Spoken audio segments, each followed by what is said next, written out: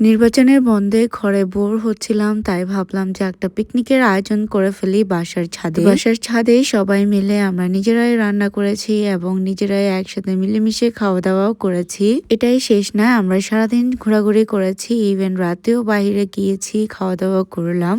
Hello everyone, আসসালামু আলাইকুম। I hope all of you are doing great. নির্বাচনের জন্য আমরা যেহেতু একটা লম্বা ছুটি পেয়েছি, তাই ভাবলাম যে কেন না সবাই বাসায় আছে আর একসাথে একটা পিকনিকের আয়োজন করে ফেলি। তো আগের দিন রাতে খুবই হঠাৎ একটা আয়োজন আমরা করে ফেলেছি, যার জন্য পরের দিন সকালবেলায় আমার শাশুড়ি আর আনিকা আপু মিলে বাজার করতে গিয়েছে, আর এই ভিডিওগুলো আমার জন্য ওরাই ক্যাপচার করেছে। সো পিকনিকটা হবে লাঞ্চ টাইমে, আর যেটার জন্য যা যা দরকার সবকিছুই ওরা কিনতে গিয়েছিল। আর নির্বাচনের দিন এইসব বন্ধ থাকায় সবকিছুই দাম একদম বেড়ে গিয়েছে হঠাৎ করে। এনিওয়েজ তারপর বাজার সাজার করে আনা হলো আর সবাই গেল ছাদে। আর ছেলেরা যেহেতু বাড়িতে আছে, তো ছেলেদের দিয়ে ছাদটা পরিষ্কার করানো হলো, কারণ ওখানে হবে রান্না বান্না। তো রান্না বান্নার জন্য চুলা সেট করা হচ্ছে, আর এদিকে নিচ থেকে উপরে জিনিস আনানো হচ্ছে।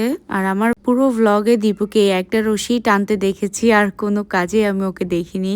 এনিওয়েজ একদিকে চুলা জ্বালানোর চেষ্টা করছে, আর অন্যদিকে আমরা মেয়েরা নিচে বসে অর্ধেক কাজ শেষ করে আসছি। যেমন ধরো রোস্টের জন্য চিকেন ফ্রাই করা, তারপর হচ্ছে ডিম সেদ্ধ করে রাখা, টমেটো ভর্তা করা হবে তাই টমেটো সেদ্ধ করে রাখলাম, এদিকে ডাল রান্না করব তাই ডালও ভেজে রেখেছি। নিচে গ্যাসের চুলায় সবকিছু করে আমরা উপরে মাটির চুলায় আসলাম একেবারে রান্না বসাতে, কারণ আমাদের বাজার করতে করতে প্রায় 11টা বেজে যায়, যার কারণে অনেকটাই লেট হয়ে যাচ্ছিল। আর যেহেতু জুমার দিন ছিল, সো একটু আর্লি তো করতেই হবে। তো এদিকে উপরে আমার শাশুড়ি বসে একটা একটা রান্না বান্না করে ফেলছে। আমাদের বাসায় সবকিছু রান্না বান্না আমার শাশুড়ি করে। আমাদের বাসায় যে কোনো প্রোগ্রাম হোক না কেন, আমাদের সবাই হচ্ছে হেল্প করবে আর আমার শাশুড়ি হচ্ছে রান্না করবে, এটাই রীতি। তারপর এদিকে মাংসের প্রিপারেশন চলছে। তবে আমাদের মেনিউটা একবার বলে দিই, আমাদের মেনিউ হচ্ছে চিকেন রোস্ট, গরুর মাংস, তারপর ডাল আর হচ্ছে ডিম।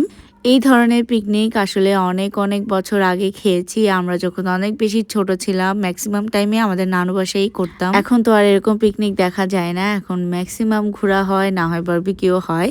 তবে এরকম পিকনিক খেতে আসলে অনেক অনেক বেশি মজা লাগে। সো এদিকে খুব হুটপাট করে মাংস রান্নাও করে ফেলছে, আর অন্যদিকে আমি ছিলাম নিচে। সো নিচের কাজ শেষ করে আমি উপরে একদম শাওয়ার নিয়ে রেডি হয়ে চলে এসেছি। ততক্ষণে দেখি যে ম্যাক্সিমাম রান্নাই শেষ। এদিকে আমাদের মুরগির মাংস শেষ, তারপর শেষ হয়েছে ডাল, অ্যান্ড এখন চুলায় বসে আছে গরুর মাংস। সো আমাদের হাতে গরুর মাংসটা দিয়ে আম্মু চলে গিয়েছে শাওয়ার নিতে। সো আমরা বসে বসে গরুর মাংস সেদ্ধ হওয়া পর্যন্ত ওয়েট করছিলাম, আর তার মাঝখানে দিয়ে দিয়েছে আনিকা আপু ধনেপাতা। আর আমাদের বাসার সবকিছুতে ভর্তাটা আমি মাখি। তো এইখানে হচ্ছে টমেটো ভর্তা বানিয়েছিলাম, ওটা আমি সবকিছু কেটে কেটে নিয়ে এসেছি, উপরে এসে শুধু তেল আর লবণ দিয়ে মেখে নিলাম। এই টমেটো ভর্তাটা অনেক বেশি মজা হয়, সবকিছুর সাথে খাওয়া যায়। আমি তো পুরো ভাত এটা আর গরু মাংস দিয়েই খেয়েছি।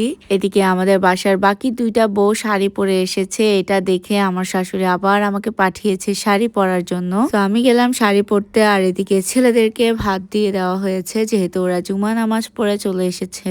এখানে আমরা পাটি বিছিয়েছি, যার কারণে আমরা সবাই একসাথে বসেই খেতে পেরেছি। তো সবাই বসে খাওয়ার জন্য সবার আগে ছেলেদেরকে ক্লিয়ার করে দিয়েছি। আর খাওয়ার এত এত বেশি মজার ছিল যে আমরা অনেক কিছুই পাইনি মেয়েদের পক্ষে, ছেলেরা অনেক অনেক বেশি খেয়ে ফেলেছে।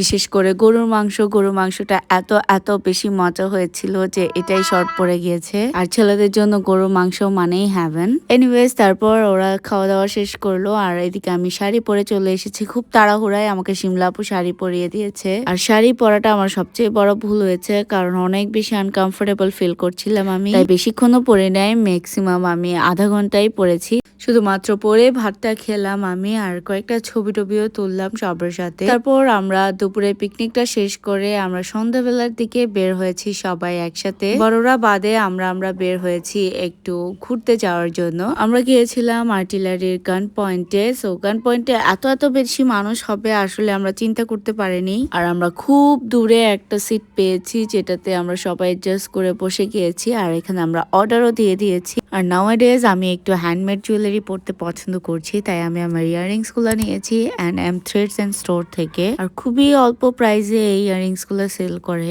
এনিওয়েজ এদিকে আমাদের ফুডও চলে এসেছে। সো গান পয়েন্টের ফুড আগে অনেক অনেক বেশি মজা লাগতো, বাট এখন কেন জানি একটু কেমন কেমন হয়ে গিয়েছে। তবে ফ্রাইসটাও এখনো মজা আছে, কিন্তু কোয়ান্টিটিটা অনেক কমিয়ে ফেলেছে। আর এখানকার দই ফুচকাটা কি বলবো, আসলে একদমই মজা লাগেনি আমার কাছে।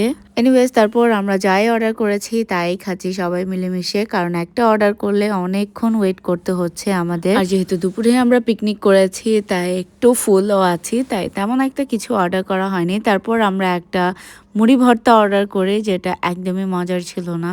এনিওয়েজ তারপর আমরা ছবি টবি তুললাম, আর ছবি টবি শেষ করে আমরা চলে গিয়েছি সল্ট অ্যান্ড সুগারে। সল্ট অ্যান্ড সুগার আমরা অনেক অনেক বেশি পছন্দ, ওদের ড্রিঙ্কস আমার সব থেকে বেশি ভালো লাগে। আমি সব থেকে বেশি ওদের ফ্রুট বিয়ার পছন্দ করি, কিন্তু এখন অনেক বেশি কমে গিয়েছে, মানে ফ্লেভারই অ্যাভেলেবেল থাকে না। আমি এখানে লিচি নিয়েছি একটা, আর কেউ কেউ মিন্ট মশলা, আবার কেউ কফি নিয়েছে। So that is it for today guys, bye bye.